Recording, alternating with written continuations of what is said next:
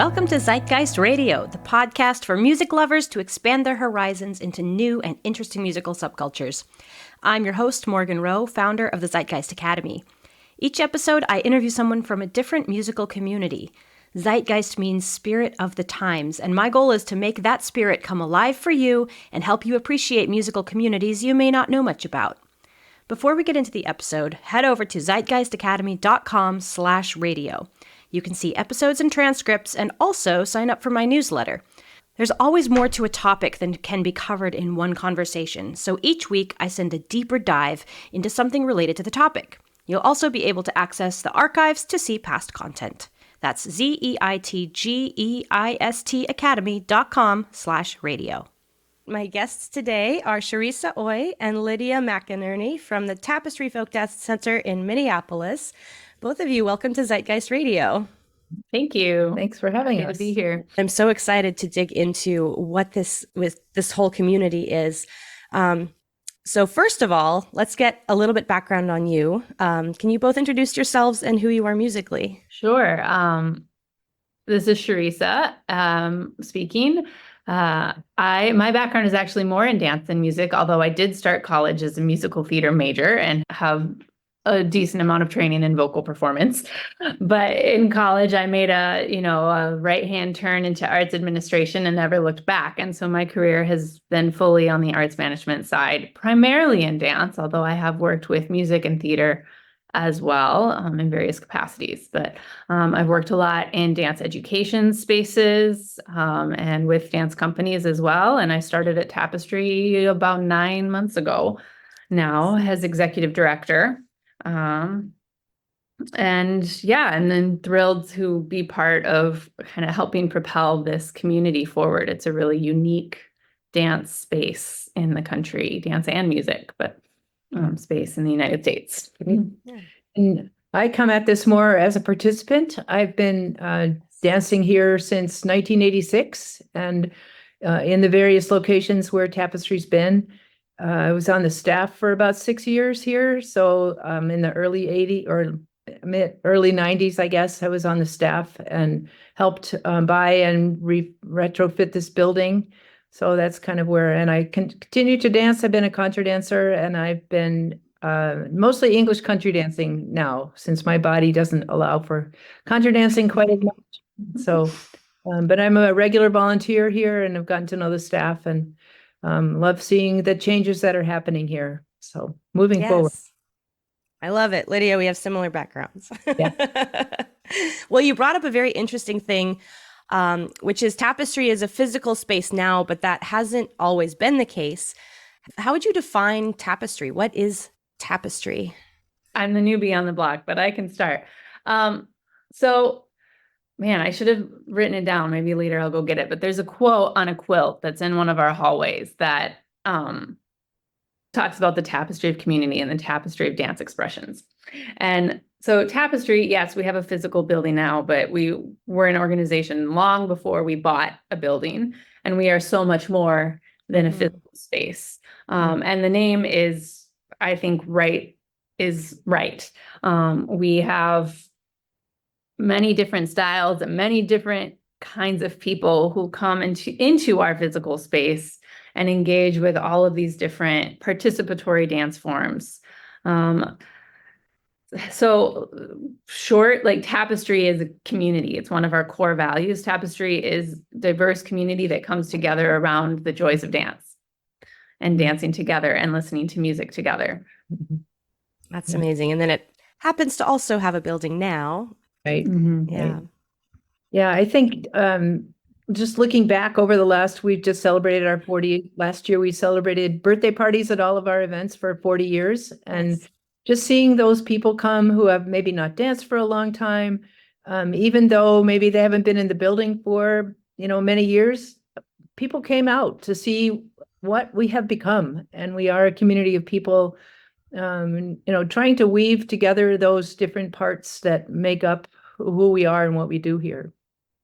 That's amazing. So Lydia, if you've been part of this through several locations, can you share some of those other locations before the center you have now? Yep. So Tapestry evolved from an organization called Sartari, which was formed by two people who continue to dance here.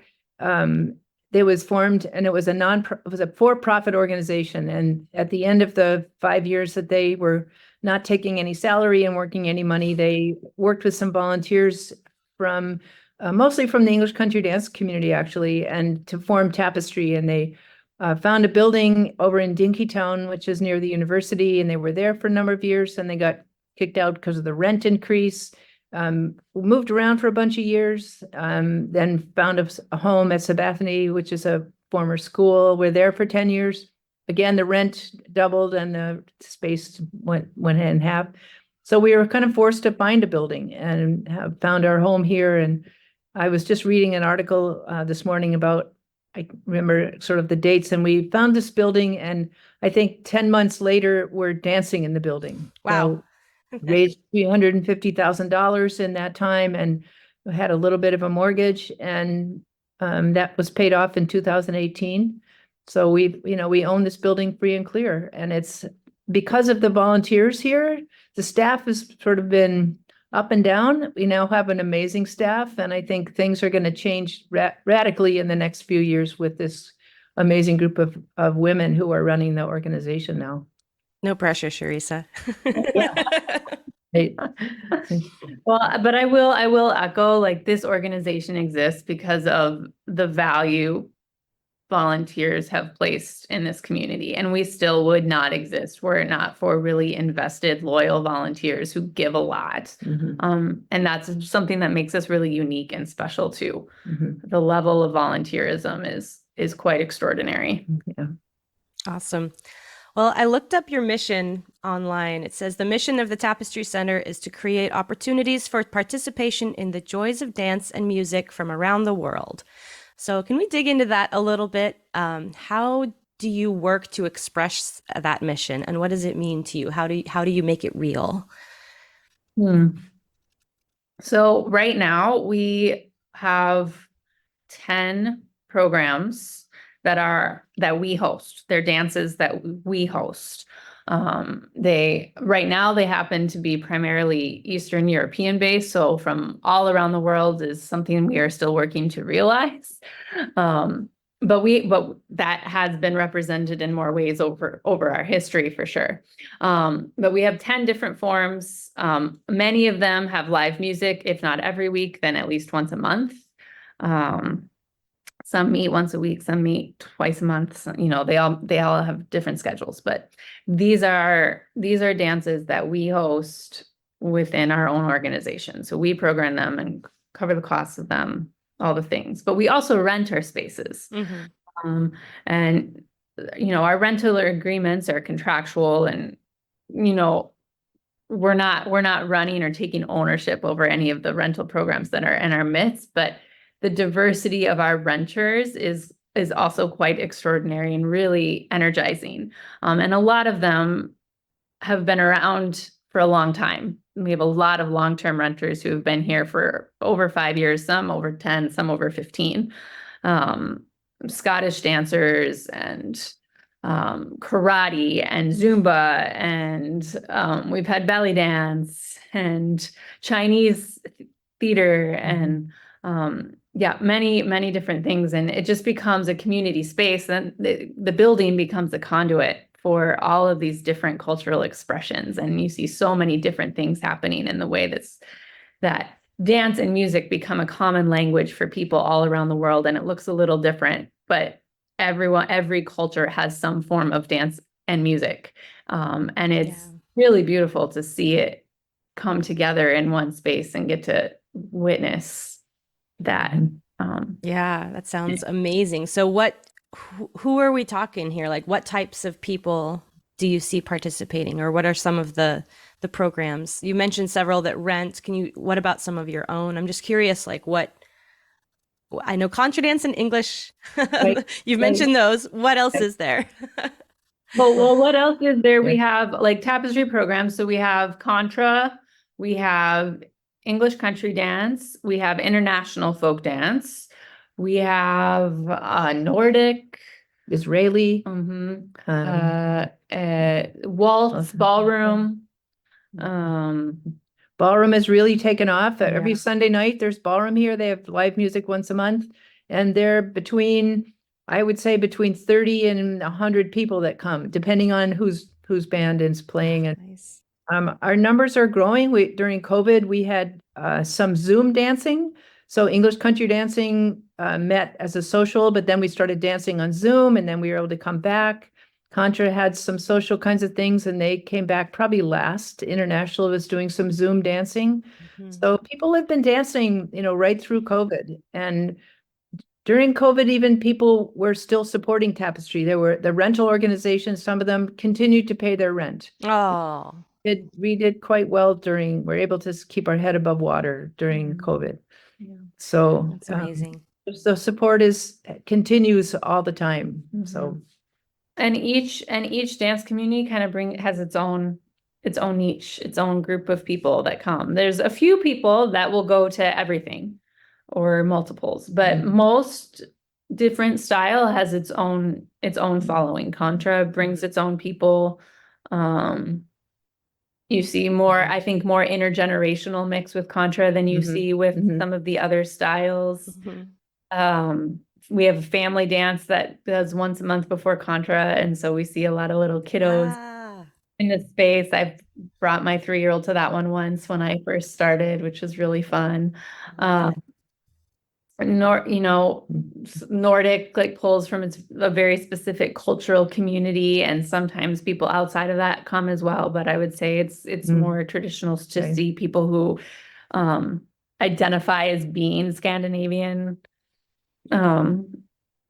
we have a woman who comes every Saturday night for contra dancing.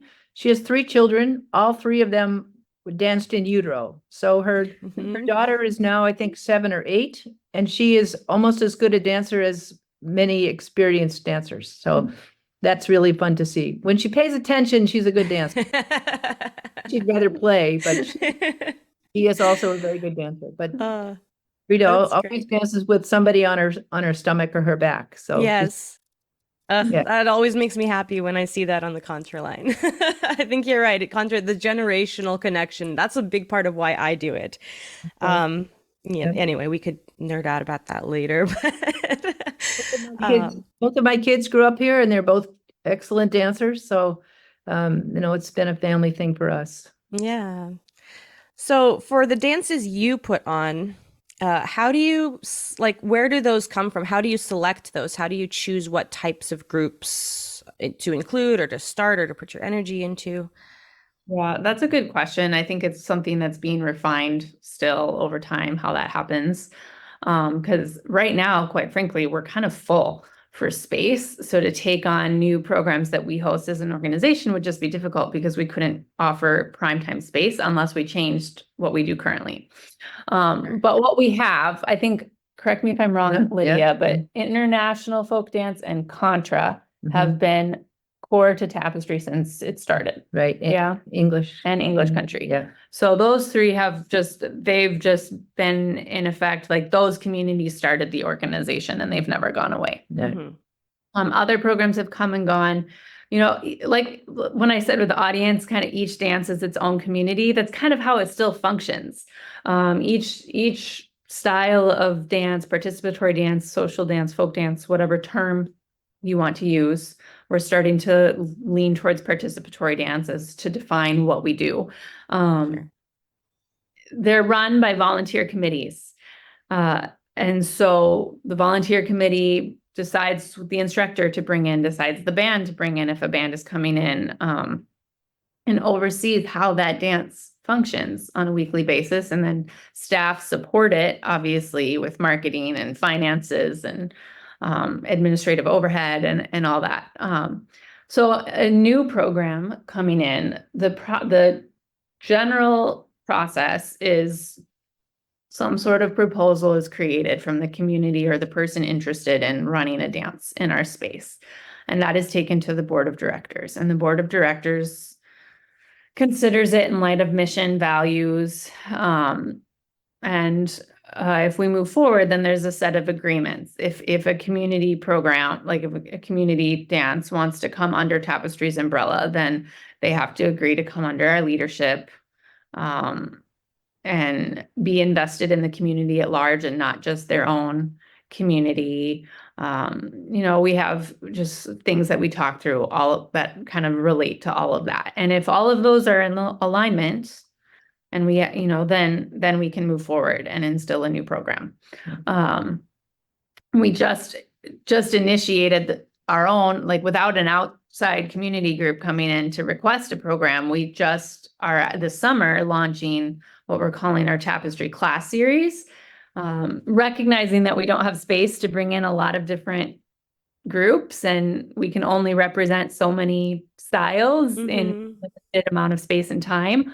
So this new program that we're starting is giving us structured as such, it gives us the opportunity to offer more variety of styles, but in partnership with other places around the Twin Cities is the goal. So we're kicking off the summer with cumbia, some 4-week lessons in cumbia, which is a Latin style.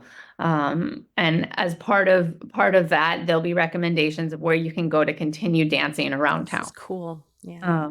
And then we haven't booked anything else yet, but the idea is then we can do like 4 to 6 week sessions of different styles from around the world in partnership with other organizations in the Twin Cities who are teaching this cultural style. Sure. So you're the nexus of it. That's really cool. One of the things we're trying to move away from is because some of the steering committees, which run the different styles of dance, are kind of a silo, and we're really trying to work on bringing that silo out of existence, I guess, in a way. I mean, you still need those steering committees to make things happen, but every quarter, all of the sort of leads of each of the organization meet together to try to talk about what are our common issues, what are some things we could do together. Every steering committee is responsible for finding volunteers to do the opening and closing and admissions for each dance. But how do we overlap? How do we support each other? And I think that's really hard to overcome because the silos are what make things happen. But how do we work together to make the organization have Tapestry be the focus, not just contra dance or not just English, but how do we make Tapestry be the core? And that's been something we've been working on for a while. Nice. It's really a nice metaphor too for the challenge of how do we interact cross-culturally. Right. Essentially what we're doing, each dance has its own culture, its own audience, its own community. And how do we create inroads to interact, to mix, to support each other, work together, to collaborate without losing our individual cultural expression. Right. I love it so much because this is very much what Zeitgeist Radio and my project here is about, because in musical communities, the same thing happens.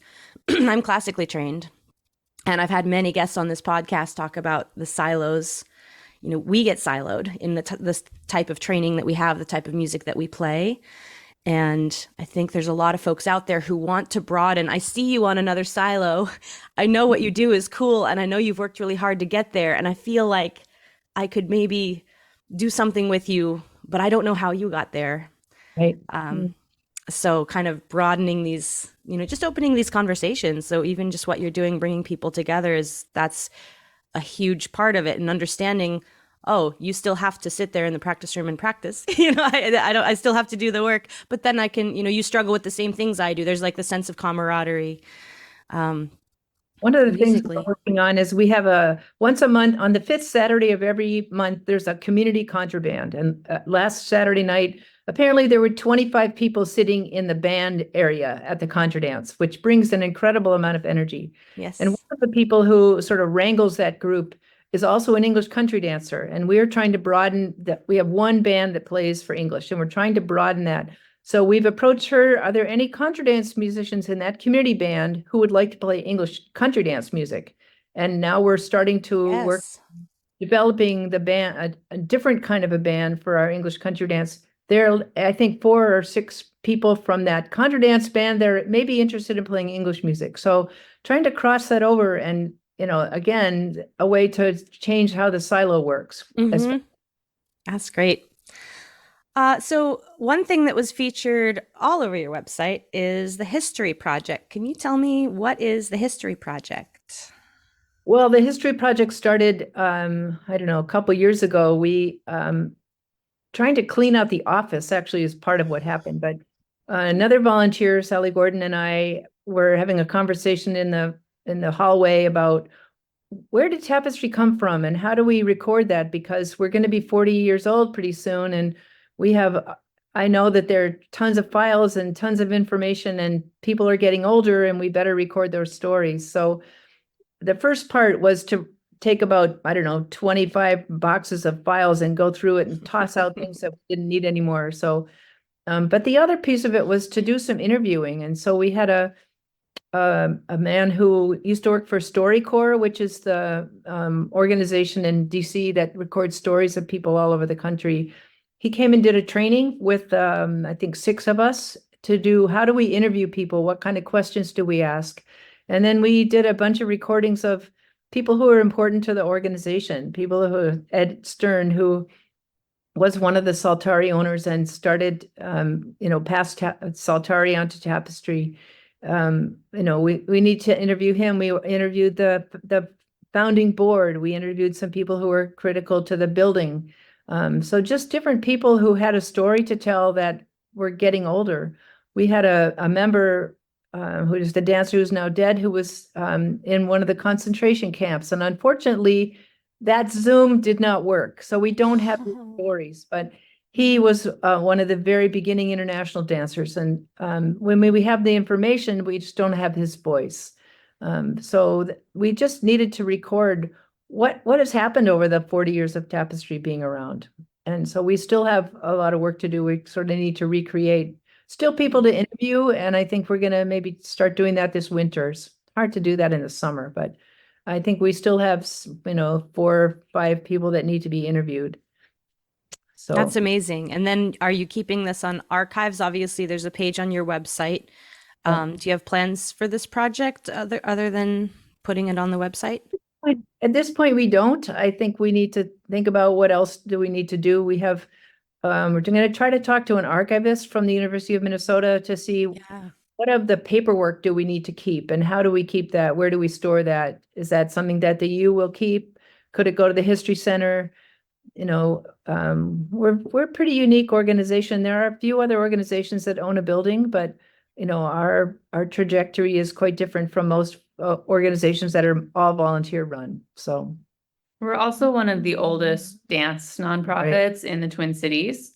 And so even just from that standpoint, it's important to document where we've come from and who we are. And so what we do with all of this stuff, I haven't, as the new leader, given a lot of thought to it either, but it's super important to me that we have it and super important to me that we use it in telling our story now and how we think about how we decorate our building even or redecorate our building. How can we pull elements of our story so that anyone who walks into our physical space can feel like they are part of this rich history? Right. So there's the important part of just having it. There's a collection for anyone who wants to discover it, but then also how do we make it living so that people understand the breadth of what this organization has been and is still and is becoming when they walk in our doors. I think a lot of people don't know about the building. And that to me is a really important part of where we came from. And people come in here and say, oh, this is a great building. I love dancing on your floor, but they don't know how hard it was to get here. I mean, there were days when we were raising money for this that Beth and I spent the whole day opening envelopes with money and just the work that went into this building. People have a pride who, worked on different parts of the building. Somebody will say, I painted this building or this wall, or, I did the tile in the women's bathroom. So every time I walk in the women's bathroom, I think that's my part of the building. And that's being lost as people age out. So the younger people that come don't get that part. And that's, I think, a really important part of our history. So were you involved with that part of things when they were buying the building? Oh yeah, I was on staff then. So I helped do some fundraising. I went to City Hall many times to get the parking variance, which was a big pain in the neck. When we danced on plywood for the first 2 years, and then we got a big grant and were able to put in a floor. And so I helped work on that part of the project. So amazing. Yeah. Did you have to, let's talk about that for a quick second. So did you have to completely renovate? What was the building before and what did you do with it? Building was formed, was a Nash distributor, so a car distributor. On the front of the building are two embedded in the concrete are two wheels. When we moved in, there was an insurance company here. There was a paint, like a paint company in the back. There was a big paint building. We had to do a big environmental study to make sure there was no environmental hazards here. We bought the building, and 2 days later, it was complete. We had to gut the whole building and start from scratch. So there was a big beam in the middle to move heavy equipment from one part of the building to the back. So that all had to come out. The floor had to be leveled because the floor had a big drain in the middle of it. All the electrical, all the plumbing had to be redone. So Oh it was, gosh. yeah. Our board president was actually riding her bike to our board meeting when we had to decide, was our first real discussion, what are we going to do? And she was riding her bike past this building. The for sale sign was going up. She came inside and said, this is it. It's got to be our building. So we decided, and May, we closed in May and we had our first dance in September. So that is fast. It was very fast. We were waiting on the day we had Wild Asparagus was coming to play for the contra dance. They were here, they were set up. We still didn't have a building occupancy permit. So finally at 2:00, the fire gave us, we knew we were okay, but the fire marshal hadn't come to give us the official okay. Yeah, it sounds stressful. Huh. Did you know when you bought the building how much work would have to be done?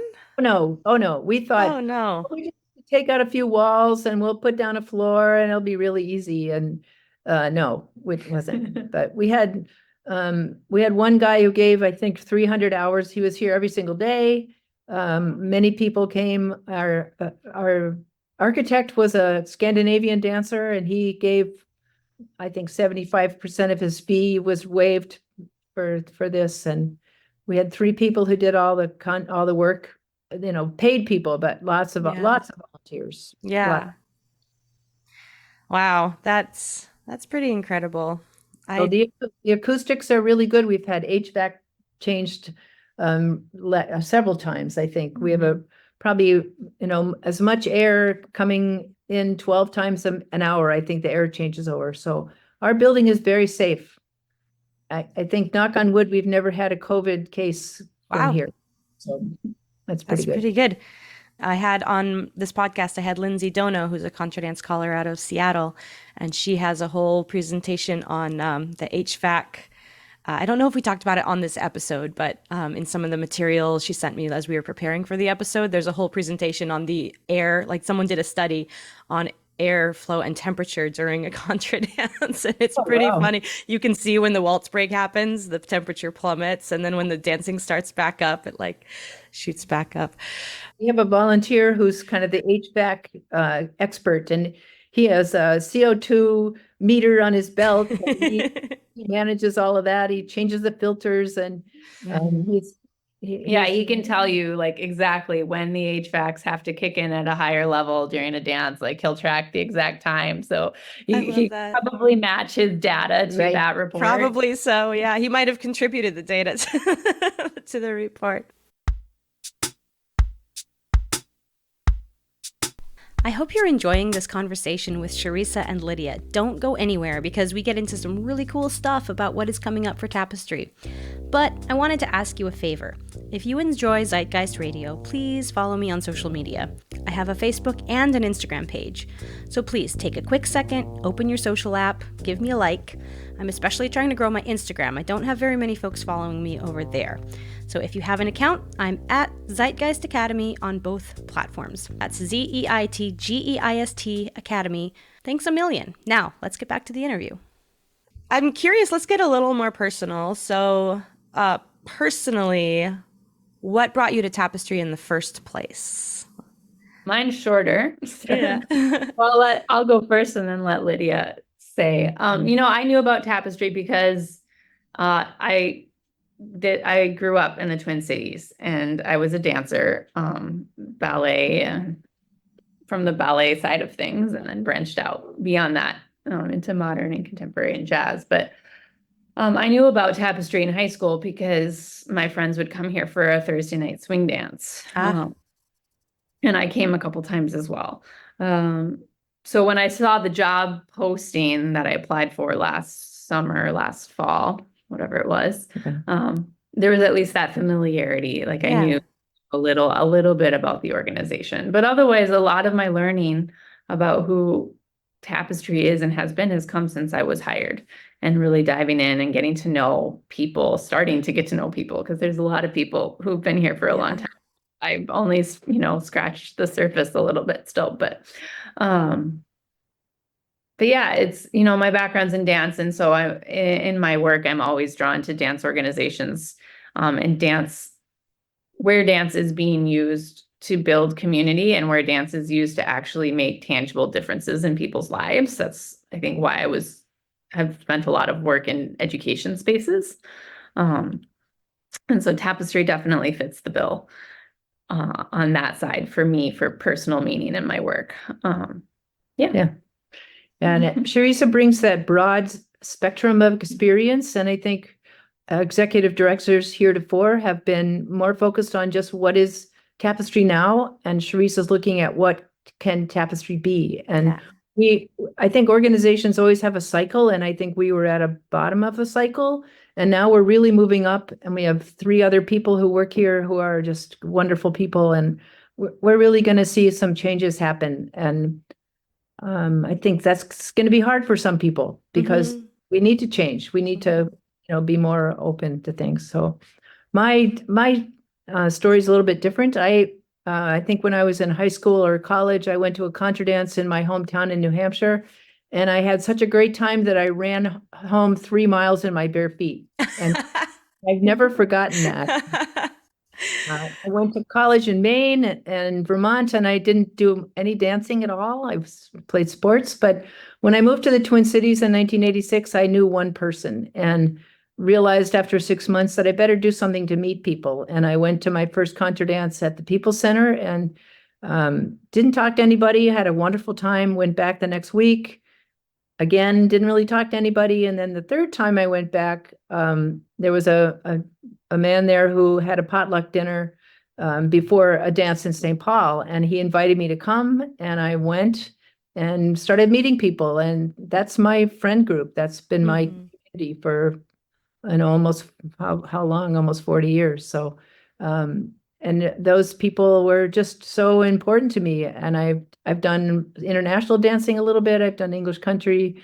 I've been to some contra dance weekends, and now I just pretty much do English country dancing. And some of those people I've been dancing with for ever since I started dancing here, and that's, I've known some of these people a long, long time. So history is really important, Yeah.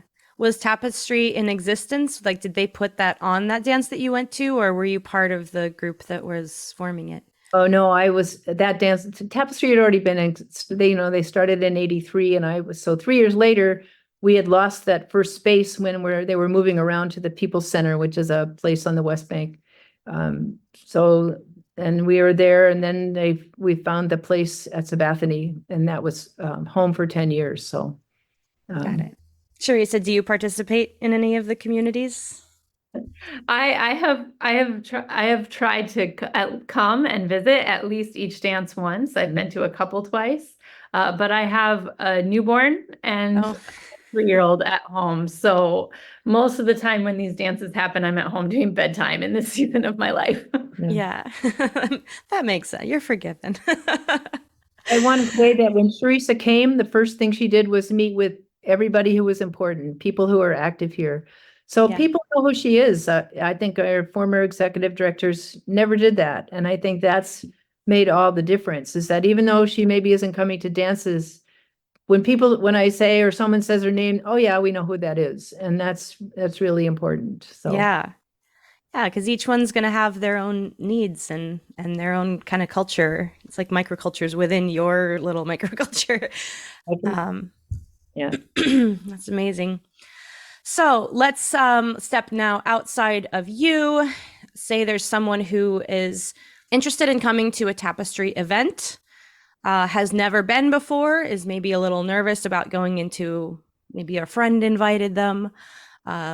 What can they expect from this experience? Who's going to be there? Obviously, it depends on what group will. Each group will have their own feel. But as far as Tapestry, what are some general things that someone who's never been to your center could expect? Well, I mean, you can start like customer journey side of things. Yeah, exactly. So you start with how do you even get to our building? We're very proud that there are lots of access points to get to our building. You can get here on the light rail, you can get here on a bus, you can drive, and you have free parking. We're also, like, if you live close, a lot of people walk. So physical access. Mm-hmm. For one, if you're driving in your car, we have 2 free parking lots, one right next to the building, one across the street. If those fill up, there's street parking, but come a little early so that you've got. Sounds like there's a story with the parking permit. So thank you to whoever did that. We've got a big red brick building with a green awning. That's how you find us. Sometimes the front door is locked, even when a dance is happening, just for extra security measures, because we don't have a security guard on site or anything. We have a doorbell. Ring the doorbell, someone will come and let you in and greet you. Once you come in the building, it really depends on what style of dance are you coming to, because every dance has its own kind of culture and way of running things. For all of our dancers, we always have someone working an admissions desk. So that is across the board something that you will come across. You'll come in and you'll find the person at the admissions desk. And if you have questions, you can give them your questions. They'll be the one to take your money. You'll sign a little liability waiver, which just says dancing can be risky. And I accept that risk as participating in a dance. You'll be directed into whichever studio. We have 2 studio spaces, a small and a large, so that your dance is happening, and then you go from there. And then that is when you really start experiencing the culture of each individual dance style. And that, like, your expectations and what, would be different depending on each style, and the people and how they welcome you in, and how difficult the dance might be to jump in or not varies with each style. English country is fairly easy to jump into, I think. International can be, but can also not be. International is a lot of choreographed dances. And so if you're willing to come to an international folk dance and kind of stand on the edges and just watch everybody else, then it's fine. You dance behind the line.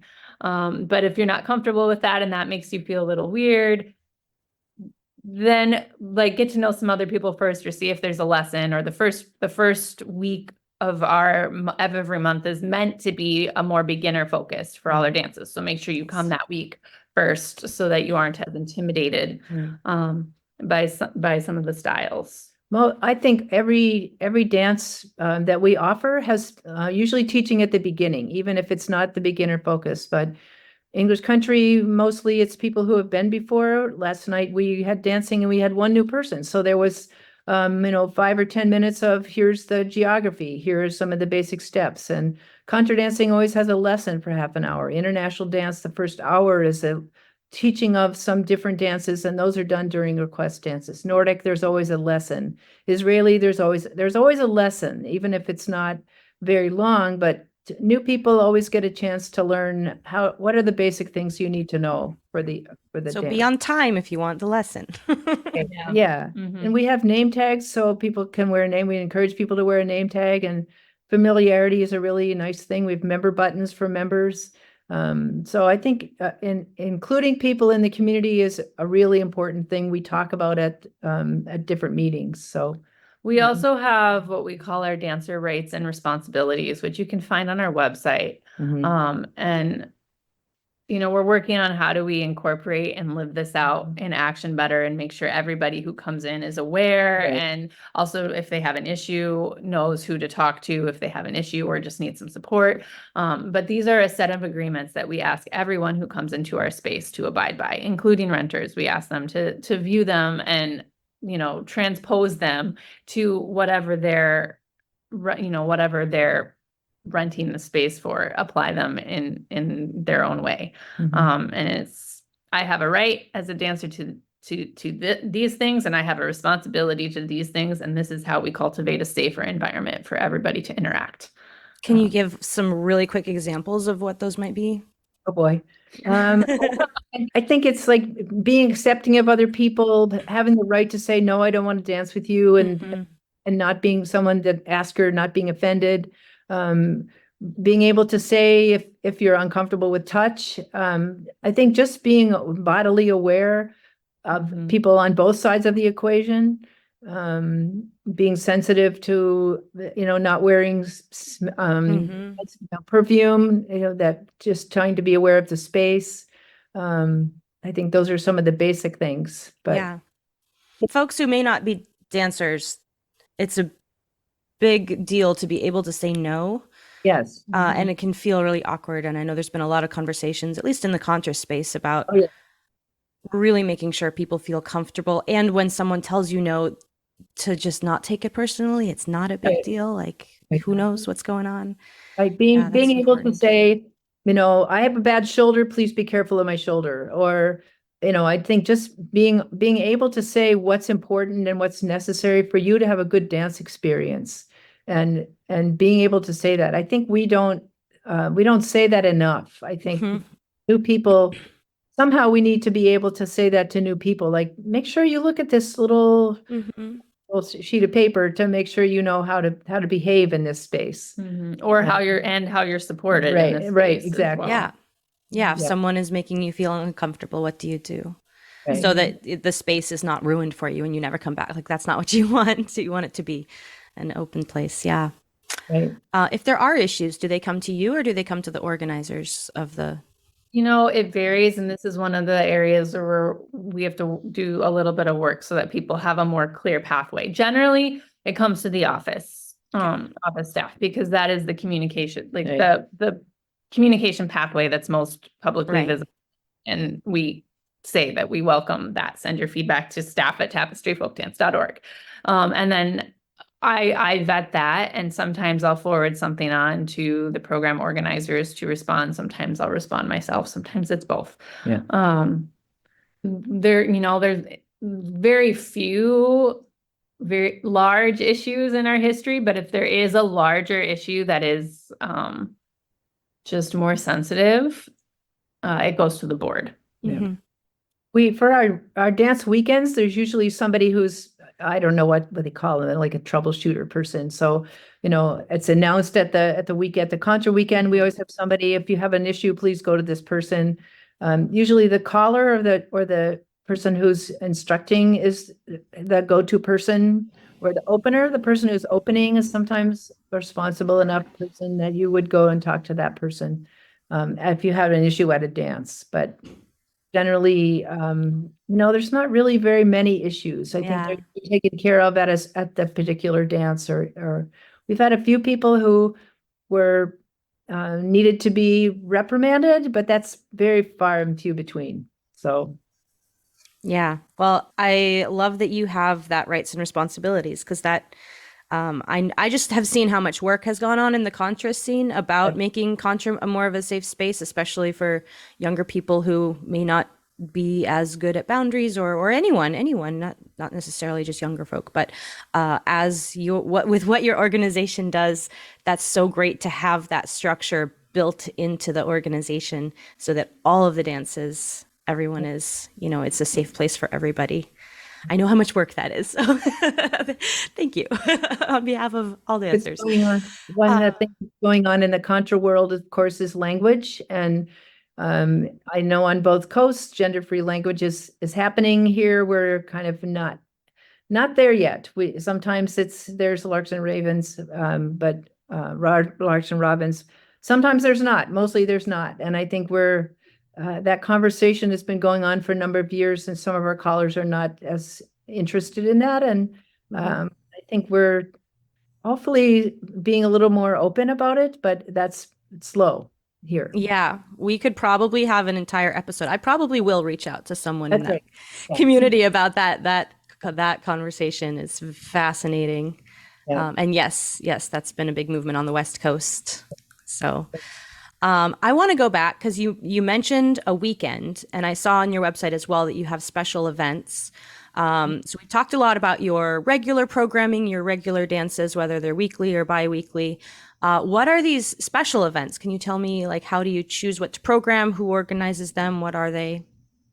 So as an organization, I don't know that Tapestry ever really chose or created these. These came into existence completely at the credit of their individual communities, and Tapestry has just been the physical venue for them, and over time has kind of helped absorb the administrative and marketing functions of them. So right now we have 3.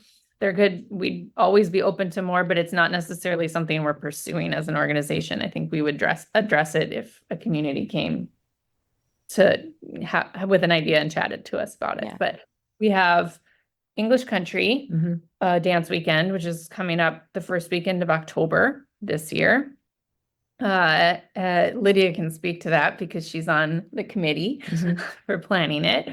Then we have an International Weekend Workshop, which is this year going to be the first weekend of November. That one changes year to year depending on the instructor they bring in. They try to bring in an international instructor to teach a specialty of some kind. So this year, I believe it's going to be Armenian dance will be the focus of the weekend. And then in the spring, we have Call of the Loon Contra Dance Weekend, which Lydia has also served on the planning committee of. Yeah.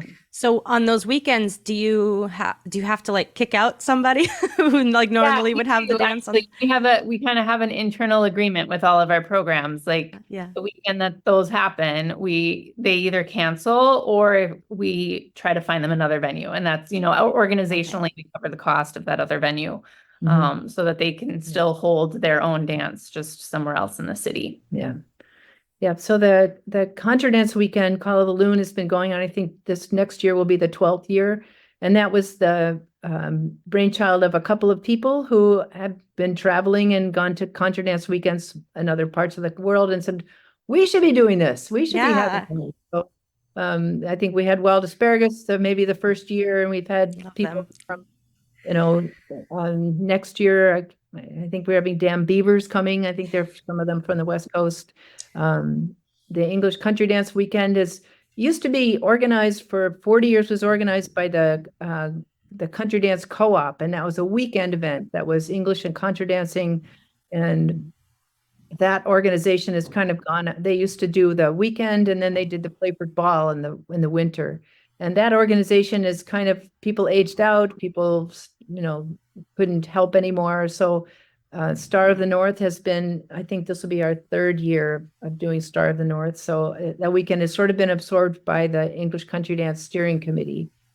And then the international dance has been the brainchild of one of the people who's an international dancer. And there's a small committee who have done that weekend for years and years. So I think there's, new people come along and help out and kind of get inculcated into that and absorbed into the steering committees for that. But it's done by a volunteer committee. The office has taken on, as Sharisa said, more of the administrative stuff. They do all the registration and the money part and the contracts as they should. It used to all be done by volunteers, but now it's, there's enough people to help be a little more official. It's sort of done by the seat of the pants, and I think we're being a little more organized now.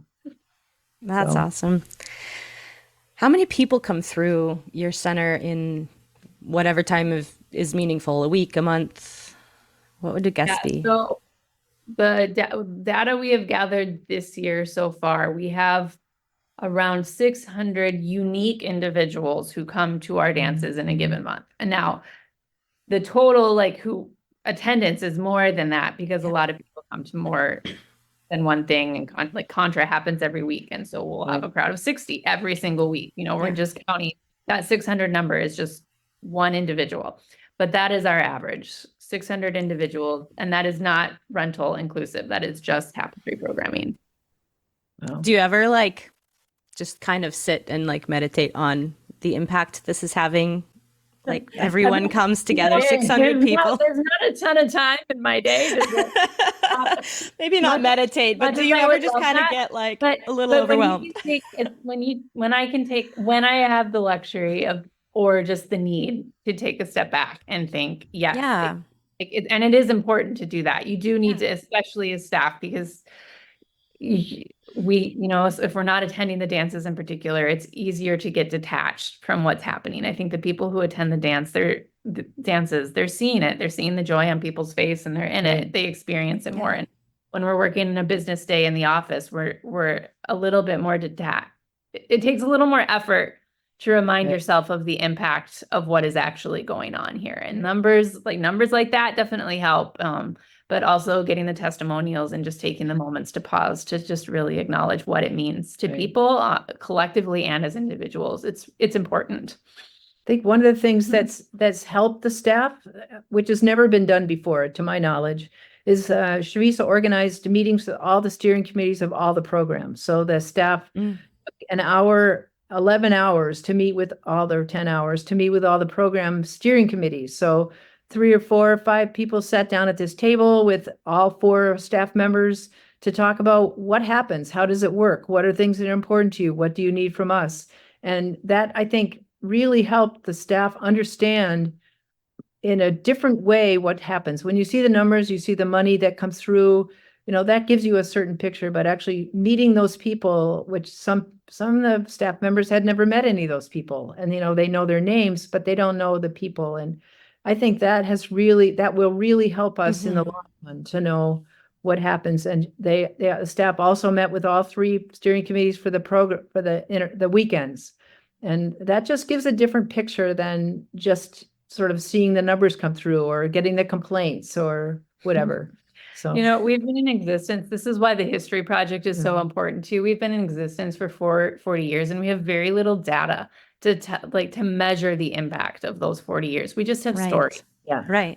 And so, I'm working now so that we have data moving forward so that we can say some of those really meaningful, click bites, 600 unique people in a given month. That's a lot of people in a small space and, South Minneapolis of this little organization, so more data like that quantifies our impact. But in the meantime, we have to gather the stories because of our history. We don't have the data, but we have the stories, and it's important to carry them both. Yeah.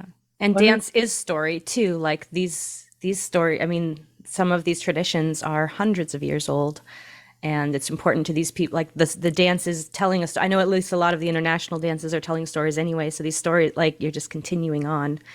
One of the things we're trying to do with the History Project, Sally, the other volunteer, and I, for the first 10 years, she went through all of our calendars for the first 10 years and wrote down who taught, how many times it met, just all the information about each dance that happened every month. And so she could say, this one person taught international dance 102 times. I'm going to do the same thing with rentals. What happens over the last 40 years of rentals? We've had African, Chinese, we had belly dancing, we've had, all kinds of different dances that have happened, but nobody knows about that. So that's another. And it takes a lot of time to look at each contract. How many times were they here? What was it? And but that's important information to have. So that'll be my winter project here. It sounds like a very exciting time for you guys. What do you wish the outside world, people knew about community spaces like this? We talked about this a little bit last week. I think one of the things, because you had prepped us with this question, one is it takes work. It doesn't just happen overnight. Community spaces like this that are still very much run by the community. There's 4 of us staff and we're all part-time. So there is a lot that is still carried by the volunteer community, no doubt. But that level of investment takes care and it takes time to develop, and consistency, and the people who are willing to engage in that work. And we've had a lot of conversations about how the face of volunteerism is changing with the generations. And that's something that we have to address and figure out as an organization, because how this community is shaped moving forward is going to need to look a little different, just because volunteerism is changing, both as a value and it's just as a capacity. Yeah.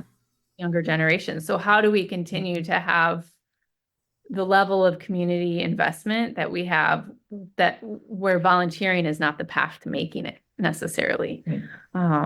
I don't have an answer to that, but work, it's investment. It's people who are willing to have difficult conversations and to push forward to something better together, and to work together to find a vision that we can agree on, so that we can work on it together.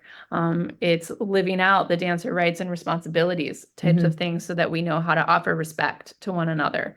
Yeah, I think if you look at the age of all our volunteers, are all like, gray hair like me, and we need to think about how that's going to look different. And people who have been around for a long time don't want that to be different, but I think we have no choice. And I think that's one of the difficult conversations. And I think the board is trying to address that. But again, the board is a lot of people who have been around a long time. And I think that there are a couple of new people on the board now who are willing to think about that a little bit. There are people on the board who don't want to think about that too. So, that's kind of a constant struggle. And how do we bring young people in when, if you're not willing to change the language, how do you bring young people into the context?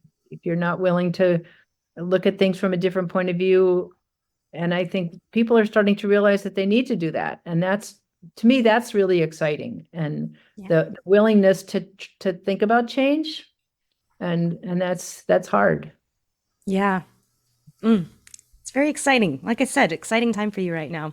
Yeah. My final, I have one more question. I ask every guest this because I think it's so, I just love hearing what comes up for people.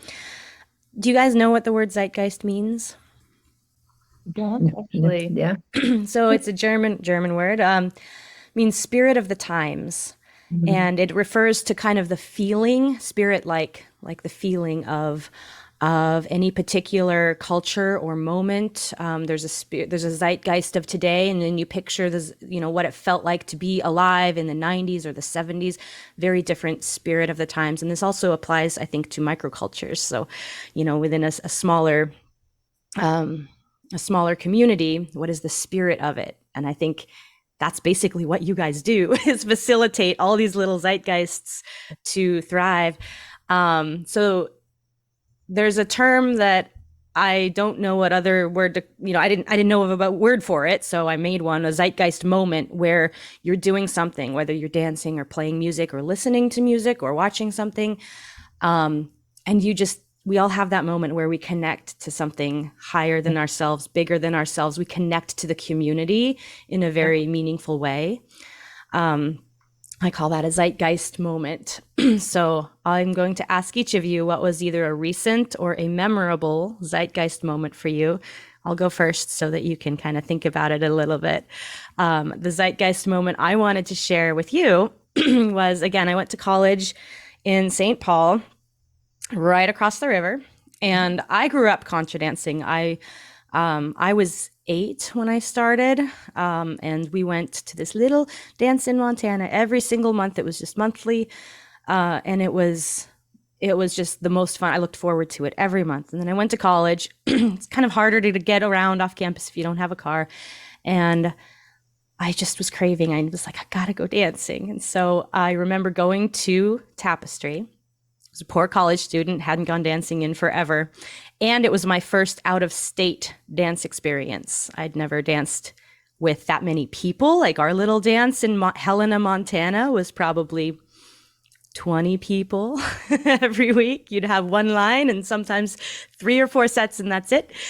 And my mind was blown at how many people were there, but also it was the first time I kept seeing faces that looked familiar, and I didn't know any of these people, but being in that environment, and you'll probably understand, like, contra dancers kind of look the same everywhere. And I kept being like, wait, do I know you? Do I know you? Do I know you? Because I just suddenly felt very much at home, and it was filling like this piece of me that I was craving at that moment.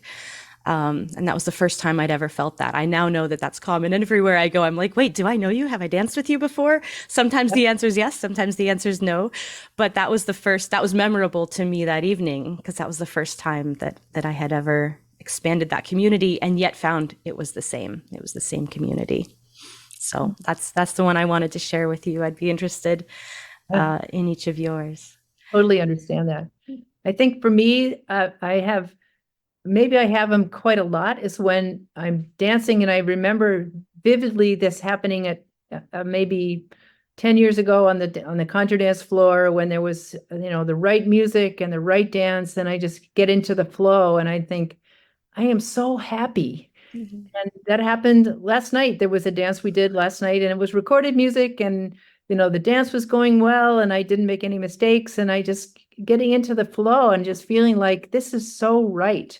I actually like my husband right now.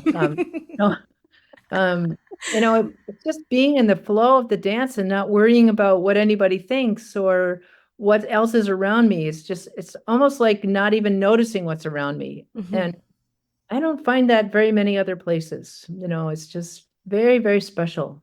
So yes, I've been doing it for a long time, and it's still fresh when it happens. So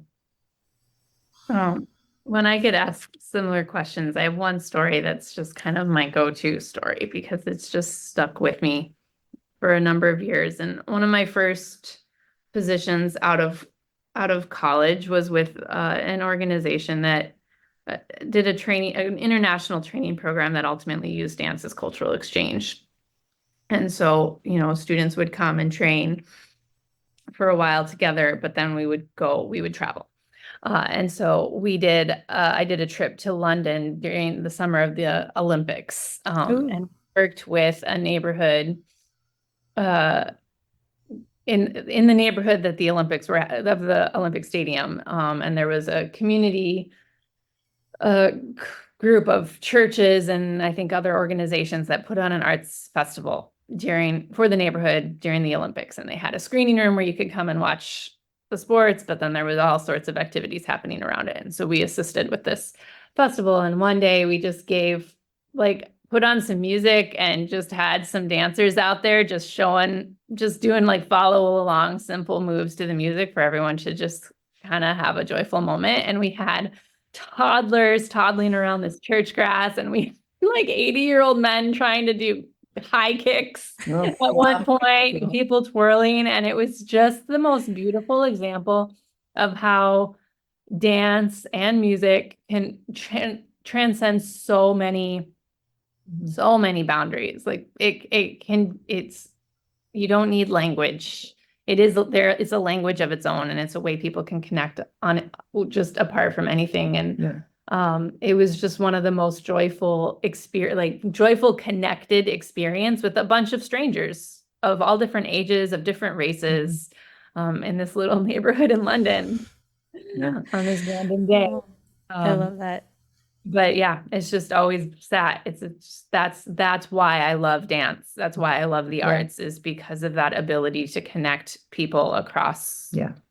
And no matter what. Yeah. That's amazing.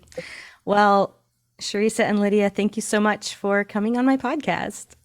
This was a lot of fun. Thank you so much for having us. It was a good conversation. Thank you. Thanks for tuning in to this episode of Zeitgeist Radio. If you'd like to take the next step in your musical journey, head over to zeitgeistacademy.com/radio to join my newsletter. Seriously, it's fun and informative, and I never spam or sell your information. That's zeitgeistacademy.com/radio. Music for this episode was created by Ian Boswell. Please hit that subscribe button and tell all your friends you found a cool new podcast. See you next time.